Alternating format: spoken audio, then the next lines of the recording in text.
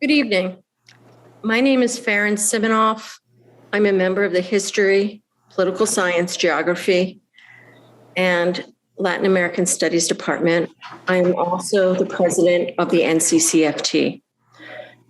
In an unfathomable decision, the college is removing about 24 technologists from their academic departments and 3 technologists from distance education and transferring them to ITS, which is under VP Izquierdo's jurisdiction.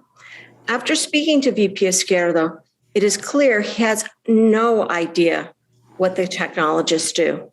He thinks they will all repair computers and mainframes. He didn't even realize when I spoke to him that he was transferring 2 theater technologists who help produce the amazing shows NCC is known for. When I pointed out to him that he was transferring theater technologists, the people responsible for lighting, for soundboards, and the technical aspects of those productions, he remarked that one of those technologists knows how to do Banner, so she can be an ITS. Well, I know Banner too. Does that mean I will be transferred out of the history department into ITS? The bottom line is that the technologists spread across some 11 departments are not fungible. Yes, they have technical skills, but these are specific to the departments they are in. They keep those departments running. Those departments will not function for our students, for the faculty, if they are removed. Just because they are called technologists does not mean that they are available to fix your mainframe. Technology is more than computers. And while it's true that computers are used in almost all fields these days, and that knowing how to use a computer for discrete tasks is something that we all do, that does not mean you are or should be an ITS specialist. In addition, I'd like to point out that the COVID infection in Nassau County is now over 8%. Yet President Williams insists that next semester, instructional faculty teach remote classes from their offices. Not one other SUNY campus is requiring this. Why? Because there's good reason not to expose people to these unhealthy buildings we are in any longer than possible. And that's what remote is for. Permit an employee to do their job from a location other than a central office operated by the employer. But in the upside down world that is now Nassau Community College, President Williams defines remote as being on campus. There are many other issues, but I think that's enough for now. Last month, I addressed the mold issue and the nursing issue, and there is still not quite a resolution for the nursing issue. But the bottom line is, President Williams and too many of his key administrators don't know what they are doing. They don't understand this institution. They don't know how to keep it running. And in fact, they are running it into the ground. We need a change, and we need it now. Thank you.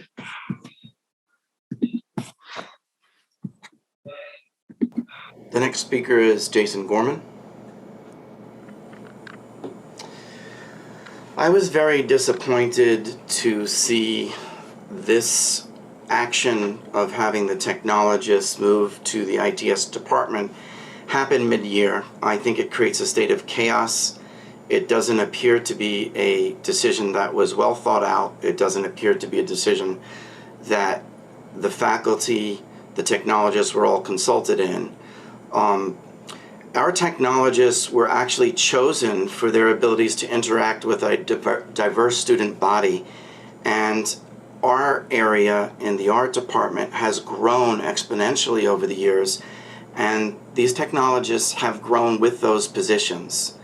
It's not the type of thing that we can just instantly do without, certainly, or even replace. But I'd like to talk about something else.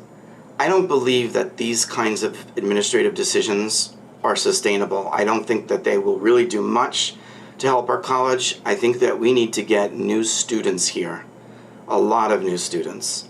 Now, in our area of the art department, computer graphics, We actually have worked really hard this semester to make that happen. We created 15 new courses in 3 distinct areas, which I think will eventually bring in probably close to 1,000 students based on other colleges' happenings. So they are UX design, game design, and animation, plus web development and design.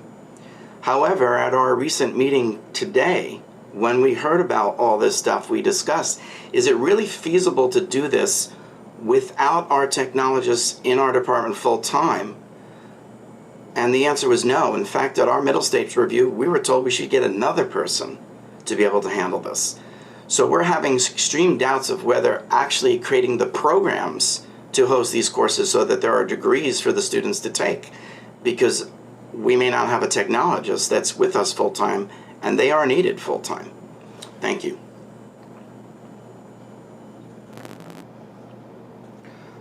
The next speaker on the list is Virginia Sanchioli. You can unmute yourself. Hi, everyone. Can you hear me? Okay, my name is Virginia Sanchioli. For the past 16 years, I have been a full-time member of the chemistry department. Currently, I am the only full-time non-classroom faculty member in my department. In August of 2020, the department had 2 other full-time non-classroom faculty members retire, and they were not replaced. I was initially hired as a technical assistant, and in 2019, I was reclassified as a technologist, not based on my knowledge of computers, but based on my knowledge of instrumentation used in my department, in the chemistry department. The application for reclassification was very specific. It stated, and I quote, "Demonstrate how your special skills in the computer or technology field are used to enhance the quality and effectiveness," and I put emphasis on this part, it's the effectiveness of your department and its programs. My reclassification was not based on my understanding of computers and information technology services, but on my knowledge of specific scientific instrumentation used in the chemistry department. I have always been responsible for preparing lab experiments, making solutions, organizing the facility, ordering, restocking. My additional responsibilities as a technologist include the department's instrumentation, such as our new 185,000 HPLC MS TOF, an NMR, an FTIR, a polarimeter, a gas chromatograph. I routinely check these instruments, calibrate, troubleshoot, coordinate maintenance. In January, maintenance will be performed on the gas chromatograph, the electronic balances, and I'm scheduled to attend a 3-day training course for the new HPLC. I'm the only person there who will be there to oversee the maintenance and to complete the training. The chemistry department resumed face-to-face labs in fall of 2020. I have been on campus doing the job of what used to be 3 people. Next semester, the chemistry department will have 32 sections running, and 30 of them, as of now, have face-to-face labs. I won't be there to prepare the face-to-face experiments, make the solutions, do the ordering, get the facility ready, stock the rooms, maintain and calibrate the instruments. The list goes on and on and on. This transfer will negatively affect our students, and it will only worsen our enrollment issue. So I please ask that you reconsider, and reverse the decision. Thank you.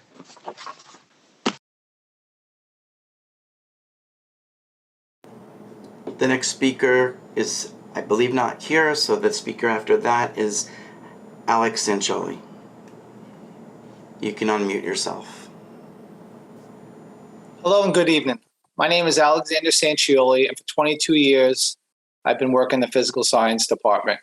Unfortunately, that ends on 12/23 as I, along with all the other technologists, will become a member of the ITS department, a department I am not familiar with and have never worked in before. Right now, my main responsibility is to set up the labs for the physical science department. I was reclassified to technologist because in the past 2 decades, the labs have become more increasingly technologically based. My department has 5 diverse disciplines: astronomy, meteorology, environmental science, geology, and physical sciences.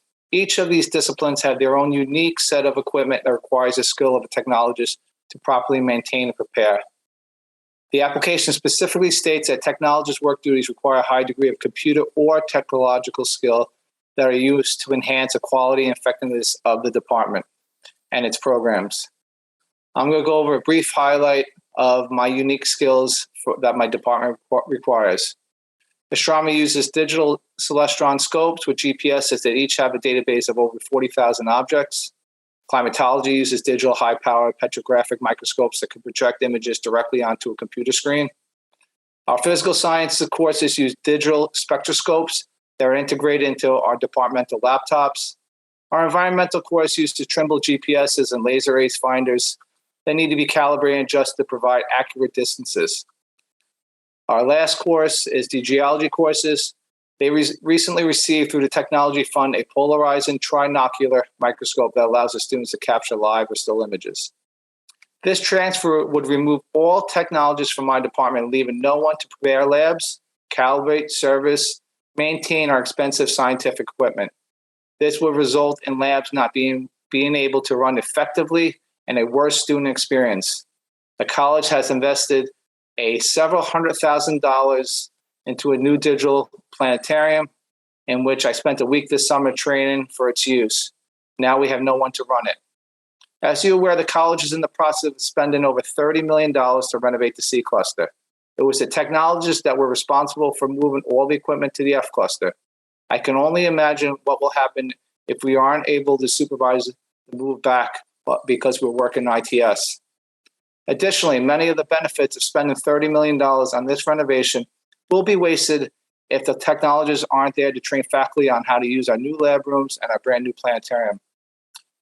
The reason I was reclassified from a technical assistant to a technologist was because of my specific knowledge and expertise within the physical science department, not because of my ITS knowledge. This was never a requirement for my job as technologist. This transfer will have a large and negative consequences for the college, my department, and most importantly, our students. Please step in and ask the president to reverse this decision. Thank you.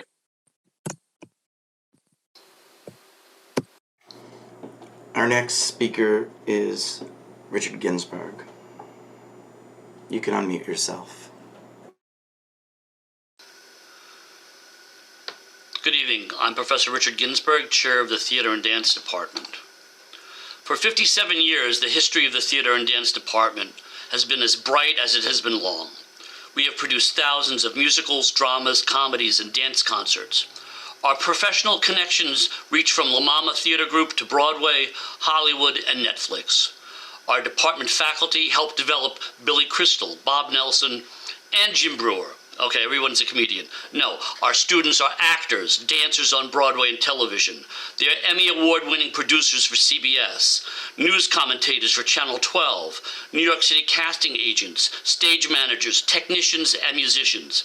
Other graduates become nurses, doctors, lawyers, EMTs, teachers, and even other chairs at Nassau Community College. This is a litmus test for a successful arts program. This week, Adrian will be posting on Instagram a poll of 80,000 Nassau County residents who voted for Nassau Community College Theater and Dance as one of the top 3 performance venues in Long Island for live theater. This is a litmus test for a successful art program. With thousands of active alumni, hundreds of them returning to campus during shows and reunions to celebrate the memories they made at the Theater and Dance Department, their experiences at Nassau are the origins of their careers and the source of their inspiration. This is a litmus test of a successful art program. That can only happen because of full-time faculty who recruit, nurture, develop our diverse student department. Our technologists have distinct importance and faculty in our program. They have highly specialized skills that are central to the function of the theater department. They are artists, technicians, lighting and sound designers. They facilitate projections, set construction, box office software, web design, program design, advertising, front of house student management. They train students for their future. They have worked for years gaining familiarity with the intricacies of programming and the needs of our department. The removal of our 2 theater technologists is antithetical to the educational reasoning. It would cripple our department to a point of non-functionality. When I started at Nassau, the department had 14 full-time faculty. We now have 4. No lines have ever been replaced in 37 years. SUNY guidelines for the 3 discrete degree programs we run insist that there should be at least 1 full-time teaching faculty member per degree. We're missing at least 3 to satisfy SUNY and Middle States.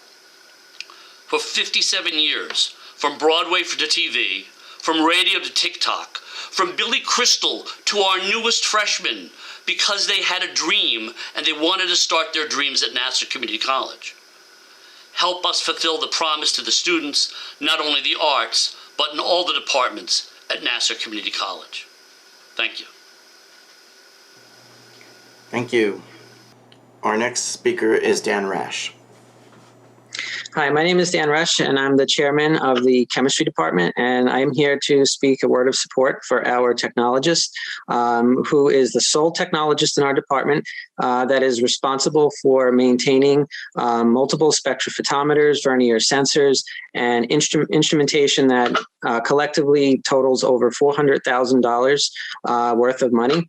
And it is an asset to the county as it provides our students a modern experience in chemistry and is supportive of our new and upcoming chemical technology program. And without maintenance of this equipment that our technologist performs on a daily basis, that program would then become questionable as the instrumentation will not be serviced or maintained properly.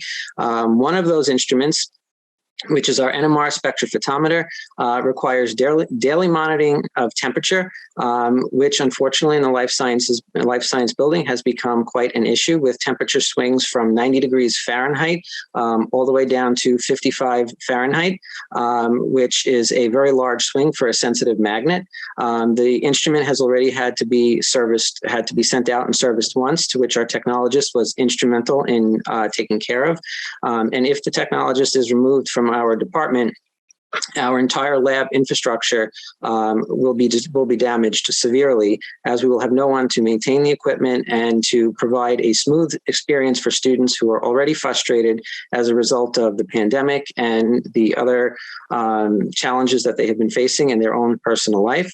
The technologist ensures that the labs run smoothly, and we desperately need her to remain in our department to tend to our instrumentation. I also, for the record, I am pursuing a career in computer science to get a bachelor's degree, and I do understand qualifications as far as the technologists are concerned.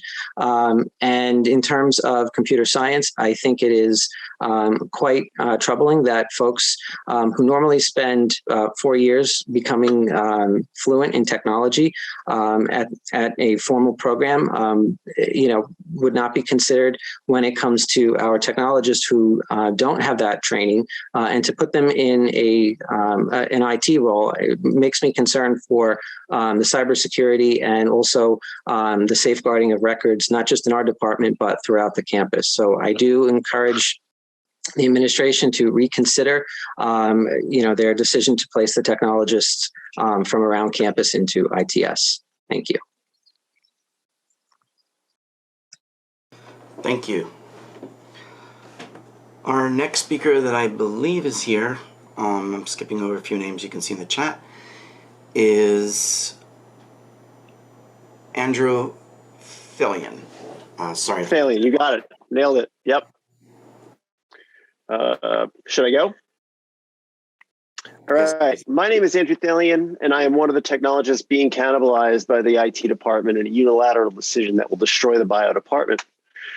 I was hired at Nassau Community College as a full-time technical assistant.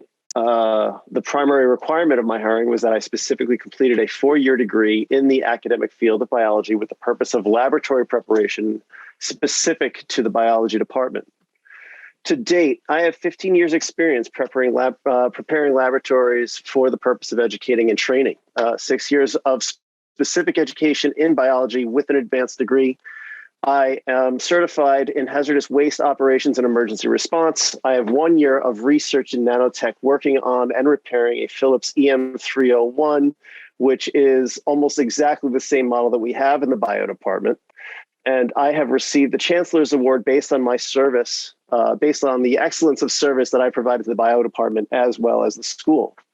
I reclassified to technologist in 2010 because I met the requirements within the contract. I completed a bachelor's degree. I displayed the ability to work with advanced technology already within the department, and I displayed the ability to work with new technology introduced to the department. What do I do in the biology department? I provide real-time, reality-based, non-digital laboratory content for the purpose of instruction, and I provide this service to 400 to 600 students on a weekly basis every semester. My basic job requirements: create laboratory experiments that are used to educate students, break down those experiments into their components for maintenance and storage, discard hazardous waste generated from the experiments, provide assistance to instructors as necessary during laboratory class time, and order or procure all materials for specific laboratory classes on a regular basis. My job requires training and competency in chemical handling and management, waste handling and management, laboratory management, technological equipment and handling, calibration and maintenance, as well as the use of specialized computer software. It is my responsibility to ensure that there is a consistent educational laboratory experience provided for every student registered for the classes in the biology department. That has been assigned to me, and I am further required to assist the other technical staff in the bio department as necessary to maintain the same standard of quality. What happens if I am removed? If I'm removed from my department, there is no one else to manage the laboratory preparation workload for the first year majors level biology students. This will impact all students looking to go on to advanced medical degrees. This includes MDs, DOs, PAs, and PTs. It will also impact the 2-year biology program that has been in place for several years. This decision also removes my colleague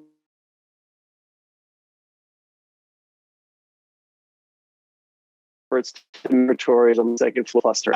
She is the only other person. 1 second. She is. Yep. You might want to repeat a little bit, at least for me. You went blank for a moment. Does anybody catch where? It was about 15 seconds ago. Okay. The decision also removes my colleague from the biology department. We share and coordinate our work efforts to manage the laboratories on the second floor of Cluster F. She is the only other person familiar with and the lab procedures that I prepare. Furthermore, we are currently having our prep rooms remediated. The remediation required that we completely clear our prep room, F226, and one of our lab rooms that needed repair, F224, of everything. All labs on the second floor of Cluster F have been used to facilitate this remediation. That means we have no on the second on any of our major level labs. Face to face. After the word remediation. That means we have no available space on the second floor to run any of the majors level labs face to face until the work is done and we are able to clear those rooms. Removing us at this critical moment will decimate the biology department. The timing of this announcement is also very interesting and should be a clear indicator of how the administration intends to treat faculty moving forward. Do not expect honesty. Do not expect integrity. Do not expect collegiality. Do not expect a discussion. If the board supports this, it only broadcasts the intent to bury the college. I urge the faculty and the union to take note and prepare accordingly. Thank you. Thank you. Our next speaker is Isolde Maxim.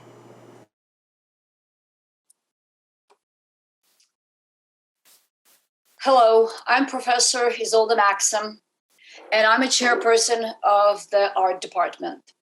Today, I'm speaking to you regarding two technologists, Mike Gallo and Lawrence Chatterton, that will be moving out of our department to IT starting December 23rd. This fall, the art department offered 95 sections of variety of art courses. This is an increase of 10% since last semester.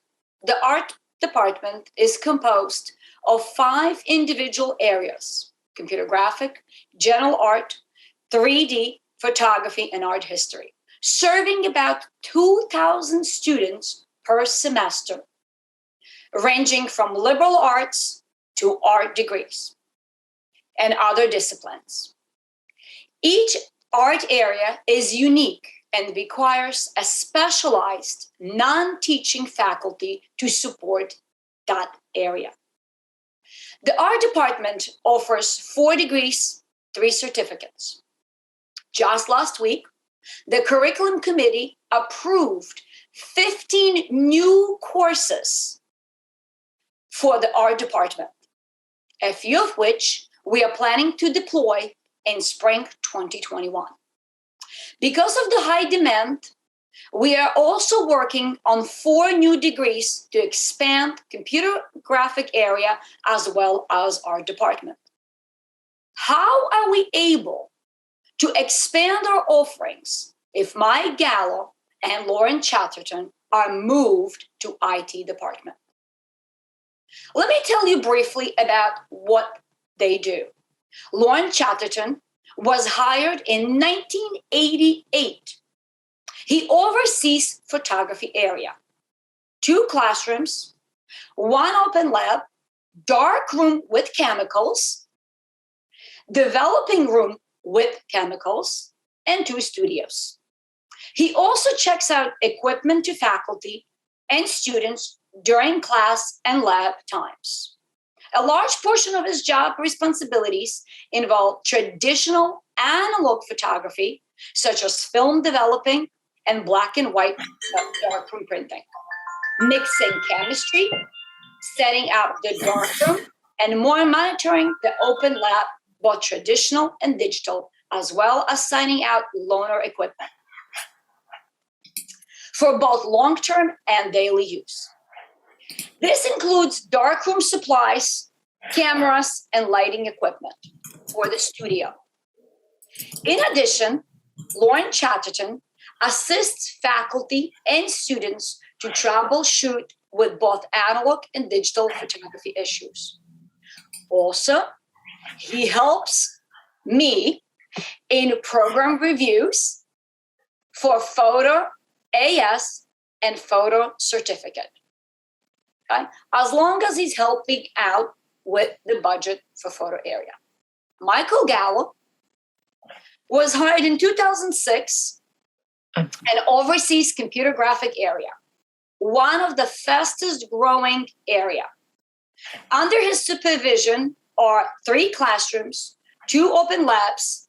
He also checks out the equipment to faculty and students during class and lab times. He monitors open lab and signing out loaner equipment. In addition, Mike Gallo assists. May I ask you for your closing statements, please? In addition, he assists faculty with 3D scanners, Wacom tablets, and as well helps out with the 3 other degrees. Moving Mike Gallo and Lauren Chatterton to IT will disservice our students and our faculty. So for this reason, I will ask you to reconsider this transfer. Thank you. Thank you very much. Our next speaker is Suzanne Kabnick. Good evening. My name is Suzanne Kabnick. I'm a professor in the English department where I serve as one of the chairs of the curriculum committee. I'd like to speak on the short-sightedness of another drastic restructuring at the college. The college's decision to abolish LINC, language immersion at Nassau Community College. This successful program has been important to recruitment and retention at NCC. Besides serving the obvious function stated in its name, language immersion, preparing students for college courses in English. Link has been one of the few spots that created a home on campus for our Latinx students. And if you don't feel welcome, you're less likely to stick around. Link is the kind of resource that we need to build on in order to secure Nassau Community College status as an Hispanic serving institution. Achieving designation as a Hispanic serving institution would actually help us to serve all low-income students. At the same time, it would help us to really create a casa, a home on campus for the 33% of students who identify as Hispanic. This would be a jewel for Nassau County. Therefore, I'm asking the Board of Trustees to ask Nassau County for greater funding for Nassau Community College operating expenses. We have not had an increase in funding for our operating expenses for, I think, about 14 years. I believe that currently NCC tuition exceeds the maximum yearly allowance for TAP by about $400. We absolutely must have greater funding for our operating expenses if we are going to be successful in recruiting and retaining students. And obviously, we need funding to see the college through this fiscal crisis of COVID so that we can maintain, invest, and build for a stronger tomorrow, which includes retaining Link. Thank you. Thank you. David Stern, are you ready to speak, or would you like a moment? You need to unmute yourself, sorry. Yeah, if you could just give me 1 second. Okay. The next speaker on our list is Vivian Kong. All right. Sorry. Hi, everyone. I'm Vivian Kong, one of the technologists in the Math Learning Center of Math Computer Science Department. So my main job duty is assisting students with O-level math coursework on a drop-in basis and individual tutoring appointments.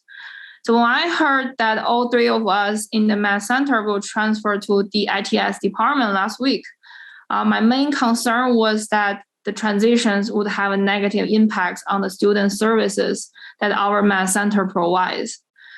First, for the winter session, the Math Center is normally run by full-time tutors. For this coming winter session on December 27th, there are 9 classes running and then possibly more depending on the registration. So however, if all three of us transfer to ITS department, the Math Center will have to be closed. This would be taking away the essential tutoring service for students who want to achieve their goals.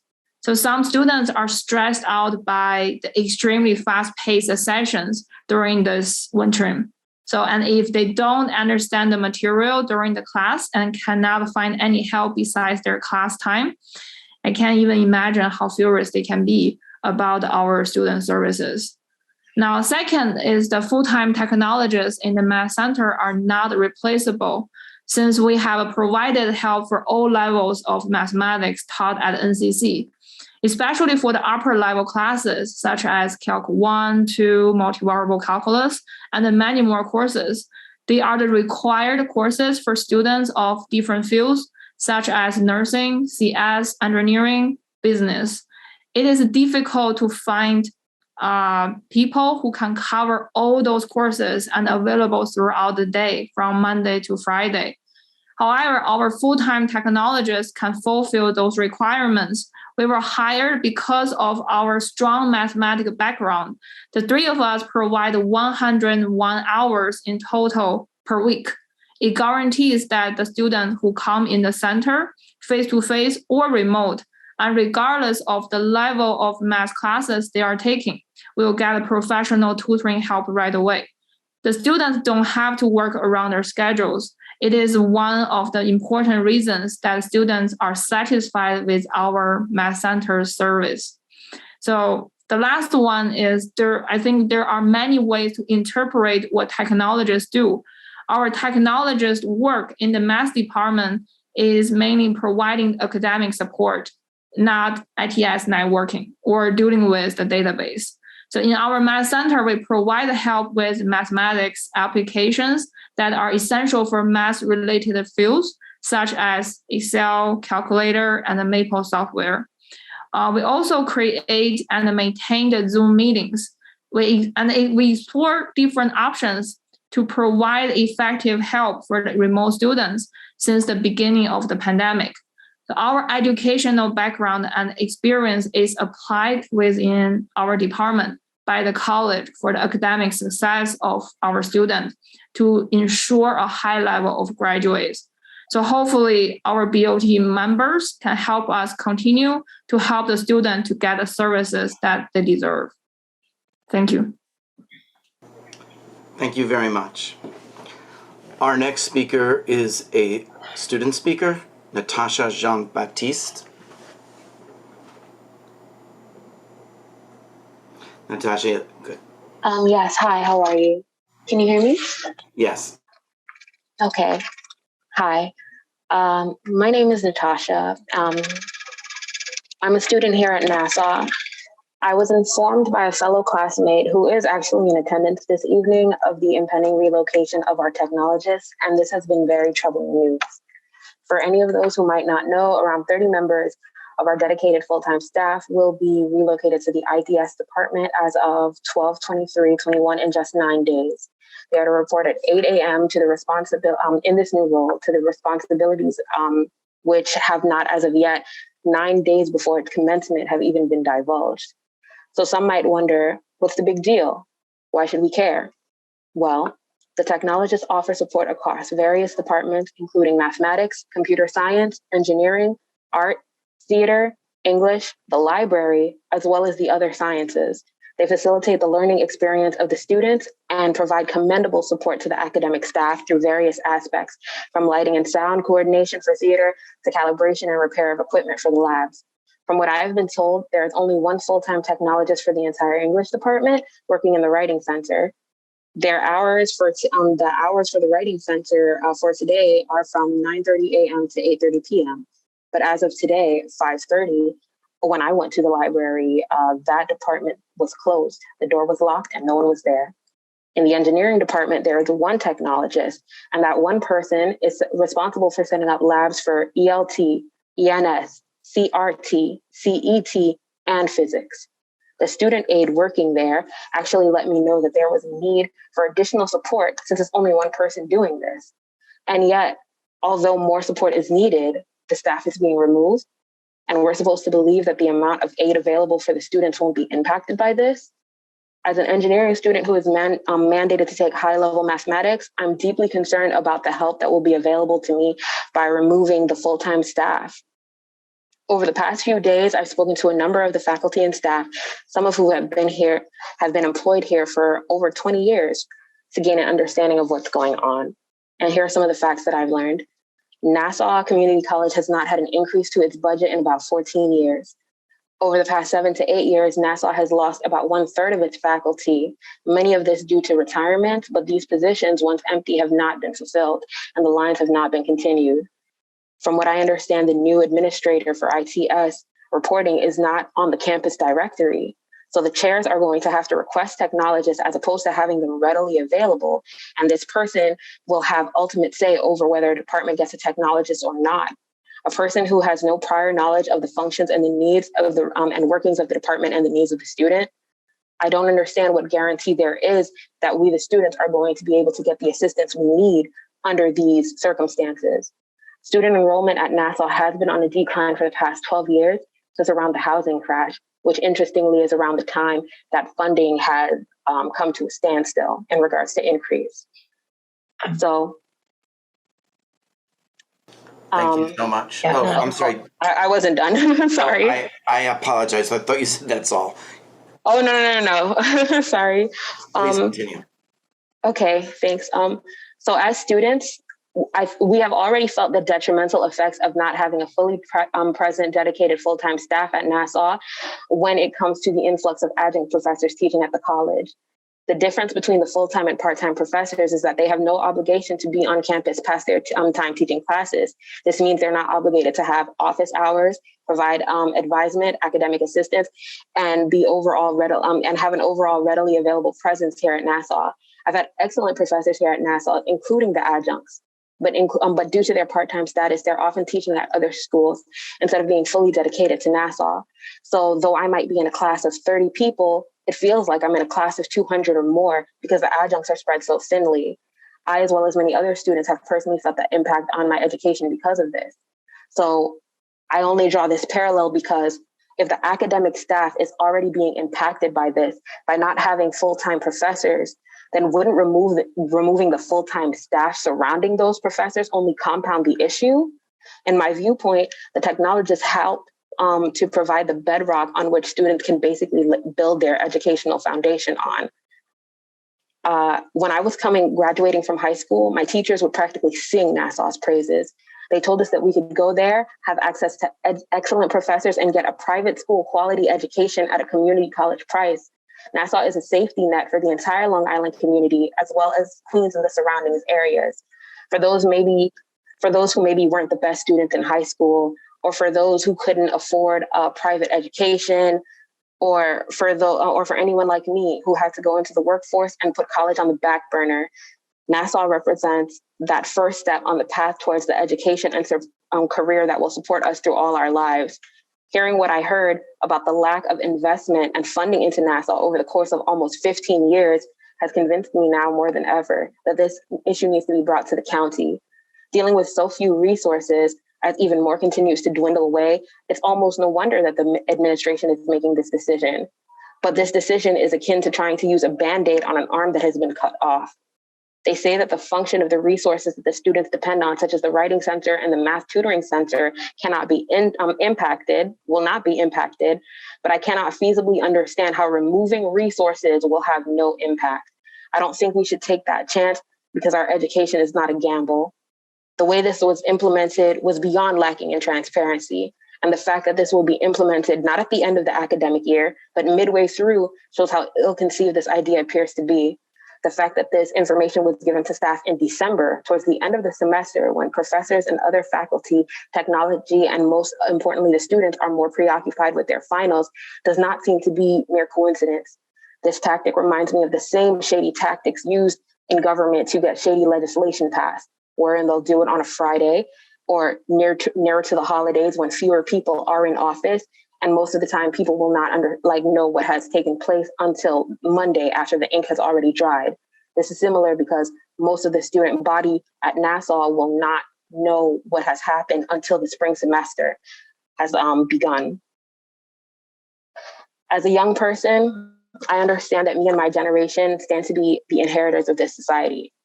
Like the generations before us, we will be responsible for continuing to build up and advance our society. Education is the biggest proponent and tool to enable us to do this. But I ask, how will we be able to make this happen if our resources are basically being dwindled away right in front of us? What kind of society will we be able to build when our resources are being taken from us? How are we going to be expected to compete in the global market and in the global economy in the way that we ought to with these sorts of decisions? At the end of this week, I'm starting a petition on change.org. I'd love to be able to send you all the link. I'll try to get it to you guys in the chat this evening, but if anybody actually has a way that I can send it out en masse, then I would love to be able to do that. I think the biggest thing that we can do is get the community, not just the student body, but all of the community. I've met so many alumni from Nassau and people who started at Nassau. And I think that they all need to be informed. This to me is pretty much being done behind the backs of the students and behind the back of the community. So I think that we need to get the community back in Nassau Community College. Thank you. Thank you, Natasha. We're all muted, but I'll give you a hand. Thank you very, very much. Our next speaker. Thank you. Our next speaker is David Stern. You can unmute yourself. Hi. Good evening, everyone. First, I want to say that was quite a speech. I appreciate you taking the time as a student expressing those concerns. First, I'd like to say I'm disappointed that the BOT chose not to hear from the public this month, especially since there's so many issues that are occurring that need to be addressed as soon as possible. I also want to voice my support. There were statements made that articulated the issue probably better than I could regarding the ill-advised, lacking data decision to move the technologists into ITS. I'd like to add a different angle of concern regarding that. And it's based on my experience serving on the college's institutional planning committee. That committee was established as a direct result of of the college being put on probation by our accreditation agency, the Middle States. And Middle States, at that time, we failed the standard of having planning on campus. And the main focus of that concern was that we had planning, we had the planning document, but what Middle States saw was that decisions were not being based on in particular, the academic needs and mission of the college. So as a result, the college established this institutional planning committee, and they developed a strategic technology. You went out for a moment. If you want to back up a couple of sentences. Sorry. Oh, okay. Sorry, what was that? Oh, I'm sorry. Jason, was there? You went out for a moment. If you want to back up maybe 2 or 3 sentences. Okay, sorry about that. So, so the Institutional Planning Committee developed a strategic plan. It had several sub-plans associated with it, including a technology plan, an academic plan, an enrollment plan, and all these had milestones. It's been revised, I believe, once since it was originally established. And I looked through it recently. There is absolutely, and it was confirmed actually by one of the members of the committee, the current members. I'm not currently a member of that committee. And it was confirmed that there's absolutely nothing in any of these planning documents that talk about doing such a radical change in removing all the technologists from the academic departments and putting them into a informational technology department. Clearly, there might be a reason for that because there's no data to support that this is going to help us meet our mission, which again, we're an academic institution. We're not Google. We're not, one of these tech firms. Our main mission is academics. If anything, we should be providing more technologists in the academic departments. So I'm very concerned because we're coming up to our mid-review with Middle States, and we may be in a similar situation where we're going to be put on probation because the college has now reverted back to its old ways, which was making decisions that are arbitrary and capricious. They don't make sense. They're not based on analysis and data and assessment, even though they promised Middle States this. I'm hoping that SUNY at some point will take note because they're also responsible for our college too, besides our Board of Trustees and our administration. The second part that I wanted to talk to and express to the Board of Trustees was the health and safety issue. As many of you may know, I'm co-chair of the NCCFT's Health and Safety Committee. And as a result of everybody's comments, not just mine and not just the NCCFT, there were quite a few members on campus raising concerns about the mold situation, the ventilation situation. And I'd like to also voice the concern that the college is not enforcing any of its safety measures as far as mandatory mask wearing, vaccination identification. This is especially the case for those members of our community that are working in advisement, in student services, where basically anybody could come on campus. They don't have to show proof of vaccination. They're not wearing masks, and they're exposing other members on campus to potential infection. The other thing is, as a result of our comments, the college has decided to create its own health and safety committee However, only one person from each of the bargaining units are able to be represented on this committee. President Farren Sivanov has asked me to serve for the NCCFT. And just yesterday, I got I was asking for background information before we met so that it would be a more productive meeting. And they did provide a summary. I think it was a summary that was prepared maybe for the president and the board. And the only problem is it has a lot of statements in it, but it's not backed up with data. And maybe as a scientist, but certainly just anybody should be concerned about statements made without data to support them. President Williams has repeatedly said that health and safety is of utmost importance and that the campus is safe.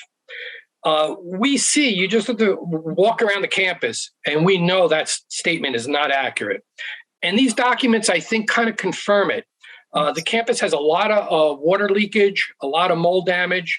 And what we've been doing for the last 40, 50 years, certainly since the clusters were built, I was surprised to learn that these problems existed as soon as those buildings were completed. They're not. I'm sorry, it's about 3 minutes. If you couldn't wrap it up. Okay. All right. So what I'd like to wrap this up, that what we need to do right now is to insist that we have data. The college is planning to let out a lot of contracts, millions of dollars of contracts, and these are just represent Band-Aids over the core problem. If you have a leaky pipe and it causes mold, fixing the mold is not going to fix the leaky pipe. And that's what they're doing right now. It's just more good money after bad money. And this is especially the case if the college is going through the fiscal problems that they claim they are. This is really a waste of money at this point. So I hope the Board of Trustees will do an investigation and take this issue more seriously than they have in the past. Thank you. Thank you very much. And David Stern is a write-in candidate. Use his full name if you're going to vote for him. Okay, our next speaker is a student, Alex Avermodis. Did I get that right? I'm so sorry if I didn't. Hi there. Can you hear me? Yes. All right. Dear Board of Trustees, my name is Alex Avermodis, and I'm an engineering science student. I'm speaking for the students who need the help they deserve. And I would like to express my concern with the techs leaving the Math Learning Center. As you all know, engineering is a math-intensive program. It requires a lot of calculus, and that is why I'm grateful that a Math Learning Center exists. I have probably clocked over 100 hours at the Math Learning Center, and when I heard that Vivian, Paul, and Armin, the techs, were being transferred, I was devastated. These are the 3 techs that are proficient in calculus, and they're leaving, unfortunately. And, they're the reason why I'm getting a B+ in Calc 2 right now. I am concerned about multivariable calculus next semester without these techs at the Math Center. It's going to be tough. I hope you have a change of mind and let these techs stay to help the students. Thank you. Thank you very, very, very much. We're all muted, so I'm clapping for you. Okay, I need a little help. Okay, we're going to go to back further in our list, so my apologies to whoever's next, but I'll settle this in the chat. Our next speaker is Peter Fox. Hello, everyone. I'm going to read my statement. How is everybody tonight? I am the Associate Technical Director for the Theater Department, a position I've held for over 30 years.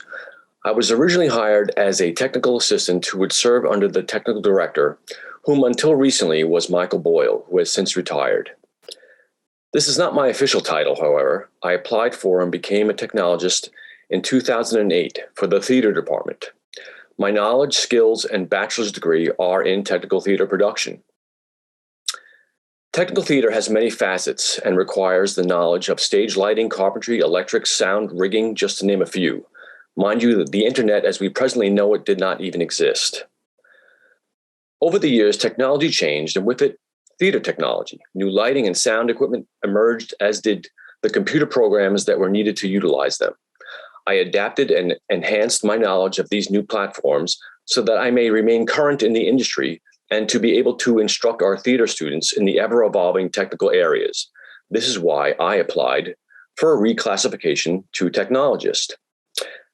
As I mentioned, I am responsible for designing and programming lighting, projection, and sound. I am the sole person in the department capable of doing these tasks. I also maintain the lighting and sound equipment, repairing and replacing when necessary, and I am responsible for overseeing our theater workshop and all the tools, equipment, and materials contained therein. Although my title at the college is technologist, what my duties are to the theater department are far more diverse. I was hired for my abilities to instruct our theater students in technical theater. Not only do I create light plots and scenery elevations using computer programs such as Vectorworks, create sound effects using Pro Tools, and video for projection in QLab. For every production, I assist in the construction of all the scenic elements and props. I am responsible to assist in instructing all of the students in our production and performance classes in scenic construction and lighting hangs, as well as training our student crew operators for all the performances. Also, due to the drastic decrease in my full-time faculty in my department, I must serve on every internal committee as well as represent my department in both the Senate and the NCCFT. Theater is a collaborative art. We all have jobs to do and a variety of skills that are specific to the theatrical production. We not only teach our students during the day, but we train them to be performers and crew members during the night. We seek to expand their knowledge in theater and arts and entertain the public at the same time. It is a very time-consuming yet rewarding endeavor that our theater department at NCC has been doing for over 50 years. Our department may be small, but we serve a very diverse student population. The shows we do, including a collaborative effort with the Africana Studies Department, embodies our commitment to inclusion and diversity. I was hired by the theater department to perform these duties. Without me in my current position fulfilling the technical theater requirements for my department, the students would be adversely impacted, as would all future productions. If you want my help, just ask. And if it's in my area of expertise, I'd be more than happy to help out a colleague or department. Otherwise, please allow me to do the job I trained to do the job my department hired me to do. Thank you for your time. Respectively, Peter Fox, technologist. Thank you very much. Our next speaker is Adam Phillips.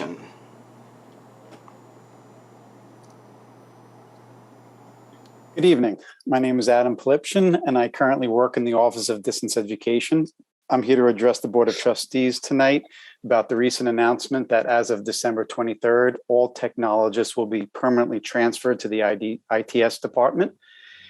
And I'm urging the board to facilitate the reversal of this decision.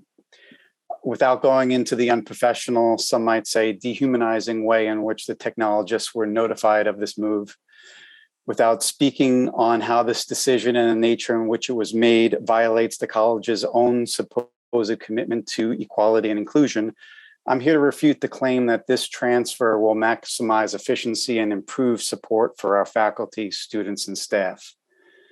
The idea that the relocation of technologists will maximize efficiency is contradicted by historical fact as well as the data. Those that have been with the college long enough know that there was a time when all technological needs, no matter how department specific, funneled through one area, MIS. However, after suffering through slow response times, it became obvious that this area was not suited to address the unique needs of teachers or students. Thus, faculty and students petitioned the administration, and the college acted accordingly and created an academically focused technological unit. Understanding the efficiency associated with staffing personnel with the domain-specific know-how, various departments followed in kind through their unique usage of technologists. However, considering each technologist can better speak on how they help their faculty and students in their own area, I could really only talk about my area, distance education. All of us can appreciate how important distance ed has been for the college, especially in the time of COVID. Distance ed was central to the transition from face-to-face to remote, and the accolades we received from the campus community are a further testament to this. I, like most of my department, often have to work nights and weekends to ensure the needs of faculty and students are being met. However, because of the great team that Dr. Spiro has put together over the last 10 years, we were able to rise to the challenge as we always do. The decision to remove technologists from the distance education department will undermine both the college's bottom line as well as the learning gains of students. When I started in distance education 10 years ago, there were only 190. During the 2019 academic year, the last normal year before COVID, there were 460. Now there are 708 online sections. In 2011, enrollment in online courses was just under 4,000. Today, online enrollments are approximately 15,000. Considering distance ed focuses on pedagogy instead of just the technology, our efforts have a direct impact on teaching and learning as well. Some of my colleagues in distance ed, like myself, are formally trained as instructional designers, and together we help faculty leverage best practices in the creation of online learning materials, and to great effect. When I started in the department, course completion rates in online courses were 60%. Today, they are over 80%, exceeding national averages. If the administration continues with the plan to move all technologists to ITS, distance education will lose all of its full-time faculty members, the same very members that have helped make distance education the bastion of hope for the college that it is. I employ the trustees to intervene and rescind the decision to move all technologists to ITS. Thank you. Thank you very much.